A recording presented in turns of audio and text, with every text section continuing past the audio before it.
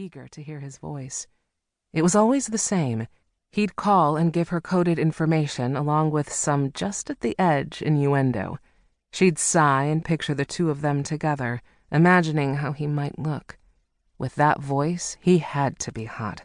Her imagination conjured up a man a little over 6 feet tall with dark hair and equally dark eyes. Tanned, but not overly muscled. Kind of like a famous movie secret agent, only she doubted Midnight traipsed through the streets of St. Louis in a tux. Silly as it was, she smiled into the microphone. Her fingers wound around a loose strand of her hair, nervously wrapping and unwrapping the tendril. She fought the urge to giggle. "Got weekend plans?" he asked. "Not unless you've decided to kidnap me and have your way with me all weekend."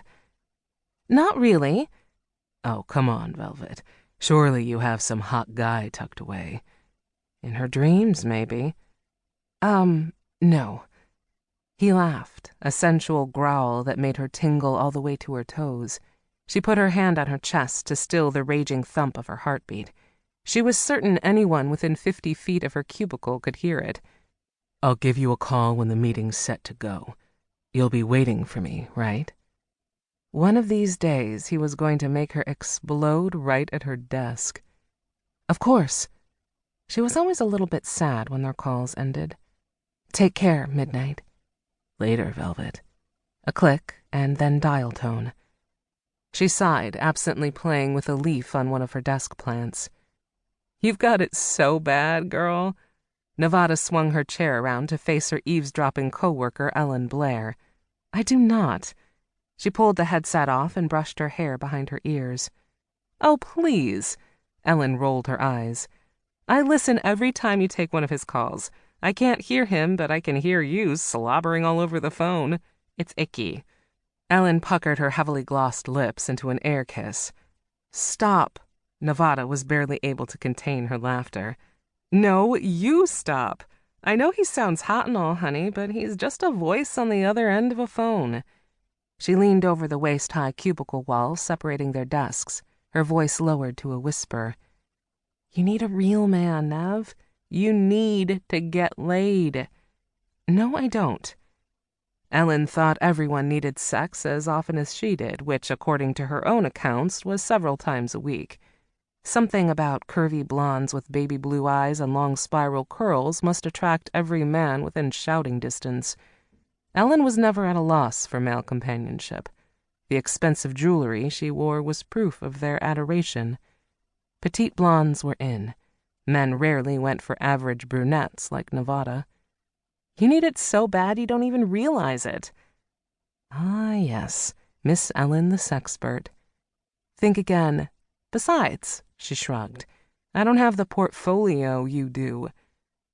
Ellen didn't even bother to blush, just brushed the expertly polished fingernails of one hand across her shoulder. "You could have, if you'd ever try a real relationship instead of a fantasy one." "A real one? Oh, I don't think so. Besides, you get all the guys, Ellen. I'm just an applauding bystander," she added with a wink. Ellen shook her head. "You just refuse to see what everyone else does. I'd kill for your golden eyes and tan skin." "You're crazy." Nevada waved Ellen off. "Anyway, you need to get out of your fantasy life and into a real, hot, shake the rafters between the sheets romance." Nevada shuddered at the thought. A real romance would be more than she could handle right now, maybe ever. Her harmless flirtation with Midnight was right up her alley. Real was risky. As a fantasy, Midnight was the perfect man. In reality, she wasn't the least bit interested. Besides, she'd soon have a new job and be too busy for romance.